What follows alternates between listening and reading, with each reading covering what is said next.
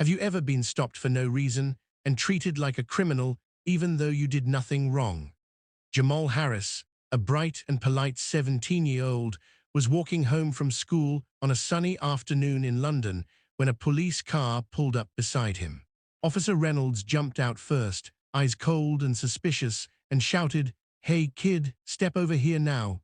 Jamal froze for a second but calmly replied, "Good afternoon, officer." "May I ask why?" Reynolds ignored his question and barked orders, gesturing for Jamal to put his hands behind his back. Jamal complied slowly, keeping his head high, knowing he hadn't done anything wrong. Passers-by stopped and stared as Officer Collins arrived, sneering, whispering something to Reynolds about another troublemaker. Jamal's heart beat fast, but his voice remained steady. "Sir, I haven't committed any crime. Can you please tell me why I'm being detained?" Reynolds laughed coldly. "We don't need a reason. You fit the description of someone causing trouble in this area." Jamal felt anger rise, but he held it down, aware that any sudden move could escalate the situation. People began filming on their phones, whispering about the unfair treatment. Jamal's calm demeanor contrasted sharply with the officer's hostility, and it drew the attention of a few neighbors who shook their heads in disbelief. Reynolds and Collins continued to berate him, calling him names under their breath, assuming superiority because of his skin. Jamal stayed silent, eyes forward, thinking about his father, Mayor Thomas Harris, and how he had taught him to always stay composed in the face of injustice. "This isn't right," murmured one neighbor to another. Jamal could feel the weight of the situation, but he didn't panic. He knew patience and clarity were his weapons. Suddenly, a young girl from a nearby shop peeked out the window, whispering Jamal's name to someone on the phone. The officers ignored the calls, confident in their authority, mocking Jamal as if he were nothing. Jamal's school backpack hung on one shoulder, his uniform neat, a symbol of the life he had built through discipline and honesty. He kept repeating silently to himself, "Stay calm, don't react, they'll see the truth soon." As the officers handcuffed him roughly, a small crowd gathered, murmuring, taking videos, some outraged, others shocked. Jamal didn't resist. He knew the storm was coming, but also that he would face it with dignity. The tension in the air was electric, and everyone could feel that this wasn't just another arrest. Something big was about to happen, something that would shock the officers who thought they were untouchable. If you've ever witnessed injustice and felt powerless, comment "Justice" below. Don't forget to subscribe for Chapter 2, where the shocking truth starts to unfold. As Jamal Harris was being led toward the police car, the murmurs of the growing crowd around the scene grew louder, their whispers filled with disbelief and anger. People were pulling out their phones, capturing the moment as Officer Reynolds barked orders, and Officer Collins pushed Jamal slightly, assuming his compliance would be enough to assert their dominance. Jamal remained calm, his hands behind his back, his chest straight, his eyes scanning the crowd not with fear, but with quiet determination. The sun glinted off the car's windshield as a mother in the crowd shook her head and muttered about how wrong the situation looked, her words barely audible over the shouts of onlookers. Officer Reynolds turned to Collins with a sneer. "He won't fight us, we can handle him like the others." Jamal heard this, and though anger flickered inside him, he kept his voice soft and measured. "Sir, please, I am just walking home." "You have no reason to arrest me," he said politely. Collins scoffed, stepping closer, and said, "We decide the reason, kid, don't question us." Jamal's mind raced, thinking about his father, Mayor Thomas Harris, and the lessons he had been taught about dignity, patience, and intelligence. He knew reacting with aggression would only worsen their prejudices and make the situation more dangerous. Chloe-like compassion for him could be felt from the crowd, many of whom were shaking their heads and murmuring, some calling out for the officers to stop and let him go.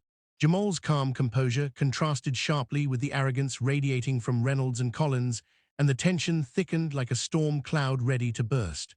Suddenly, a woman in the crowd recognized his last name and gasped, whispering urgently into a phone, "He's Jamal Harris, the mayor's son." Jamal's heart skipped a beat as he realized the truth was about to surface, though he did not let it show on his face. Officer Reynolds continued, oblivious to the whispers, his face twisted in a mixture of anger and superiority. Collins, noticing the crowd filming, muttered under his breath, frustrated by the attention. Jamal, however, remained steady, recalling his father's advice, "Injustice cannot break you unless you let it. Stay calm, stay aware, and the truth will speak for itself." The murmurs in the crowd grew into shouts, neighbors demanding to know why a teenager was being treated this way, and suddenly, the balance of power felt like it was shifting. Jamal's hands were cuffed, but his spirit was free, his dignity intact, and the realization hit the officers slowly that this wasn't just another stop. This boy belonged to the most powerful figure in the city. The atmosphere was electric, with suspense, whispers, and fear of what was coming next. Every eye was fixed on Jamal Harris as the first crack in the officer's arrogant certainty began to show, and the crowd seemed to collectively hold its breath, sensing the storm that was about to fall on Reynolds and Collins. If you've ever witnessed injustice and wanted courage to stand strong, comment "courage" below and subscribe to see Chapter 3, where the shocking truth begins to reveal itself. As the crowd around the police car grew larger, Jamal Harris remained calm, his hands cuffed, standing tall despite the weight of injustice pressing down on him. Officer Reynolds barked orders, his face red with anger, while Officer Collins muttered under his breath about wasting time on this kid, unaware that the very air around them was about to change. Jamal's calm eyes scanned the crowd, noticing whispers and phone cameras aimed at him, recording every moment of the arrest. A woman pushed through the crowd, her voice trembling as she shouted, "Wait, he's Jamal Harris." The mayor's son, Reynolds and Collins froze, their arrogance giving way to confusion and disbelief. Jamal didn't react outwardly, maintaining his composed demeanor, letting the realization spread slowly like a wave crashing over the officers. The murmurs of the crowd turned into urgent chatter as neighbors, shopkeepers, and passers-by began recognizing him, their eyes wide with shock.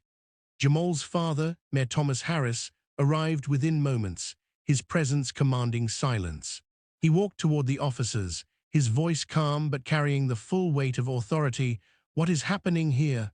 The officers stammered, their previous confidence crumbling as the truth sank in. Reynolds tried to regain control, but his words faltered under the mayor's steady gaze. Collins looked around, realizing the entire scene was being recorded by dozens of witnesses. Jamal's calmness in the face of prejudice and fear seemed almost surreal to the crowd, a stark contrast to the officers' frantic attempts to justify their wrongful actions. Mayor Harris gently took Jamal's arm and turned to the officers, his tone calm but icy. "You handcuffed my son for no reason. Explain yourselves." The crowd held its breath as Reynolds muttered excuses, Collins stuttered, and the tension became unbearable, everyone sensing the storm about to descend on the officers who had so arrogantly assumed superiority. Jamal's composure never wavered, and a sense of quiet dignity radiated from him, showing everyone that injustice could not break him. Chloe-like bystander empathy spread through the crowd, some shouting, demanding accountability, while others filmed every moment to ensure the story reached beyond this street. The atmosphere was electric, suspense thick, and Jamal's identity as the mayor's son transformed the situation instantly. The arrogance of Reynolds and Collins was replaced by shame, the injustice they inflicted now mirrored back at them. For the first time, the crowd witnessed the power of truth and patience, as Jamal's quiet strength overshadowed their prejudice, leaving everyone eager to see how this confrontation would resolve. If you've ever faced injustice and stayed strong, comment "strength" below and subscribe to watch Chapter 4, the powerful conclusion where justice finally unfolds.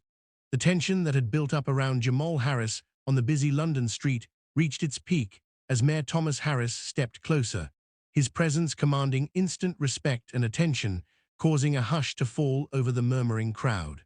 Officer Reynolds and Officer Collins stumbled back slightly, their previous arrogance evaporating as they realized they were dealing not with just any teenager, but with the son of the city's most powerful figure.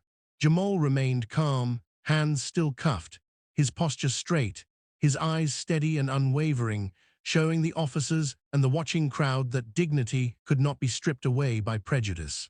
The mayor's voice, calm yet authoritative, rang out clearly, "You have detained my son without cause. Explain yourselves immediately." Reynolds tried to form words, his throat dry, stumbling over excuses, while Collins shifted uncomfortably, beads of sweat forming on his forehead as the crowd's gaze intensified, recording every word, every movement. Jamal's calm composure contrasted starkly with the officer's panic, and even the bystanders felt the weight of the injustice finally being challenged. "Sir, we thought, he fit a description," Reynolds stammered, realizing the absurdity of their excuse under the mayor's piercing gaze. Thomas Harris did not raise his voice, but the power behind his words was undeniable. "Fitting a description is never a reason to harass or arrest a child. You will apologize publicly, and your actions will be reported." Jamal finally removed his gaze from the crowd and looked at the officers directly, his voice soft but firm. "I did nothing wrong. You treated me like a criminal because of my skin, because you assumed, because you wanted to feel in control. That is not justice." The words struck Reynolds and Collins like lightning, making them visibly shrink as the enormity of their prejudice dawned on them. The crowd erupted in murmurs, some cheering softly, others shaking their heads in disbelief at what they had just witnessed. Mayor Harris gently unclasped the handcuffs from Jamal's wrists and placed a reassuring hand on his shoulder, whispering, "Stay calm. You did everything right." Jamal nodded, a quiet smile forming, relief washing over him, but he knew this moment carried a lesson far beyond himself. Chloe-like empathy from bystanders spread, many nodding and recording, sharing the story to ensure the officer's abuse of power was held accountable. Officer Reynolds and Collins were left humiliated, a reminder that arrogance and prejudice carry consequences, and the mayor made it clear they would face disciplinary action. Jamal's composure, intelligence, and patience had turned a moment of injustice into a powerful lesson for everyone present. True strength is remaining dignified in the face of unfairness, and the truth always has the power to reveal itself. As the sun set over the city street, Jamal walked freely, his father beside him, the crowd watching with admiration, realizing that courage, patience, and dignity could triumph over arrogance, prejudice, and hate. This was more than a single story.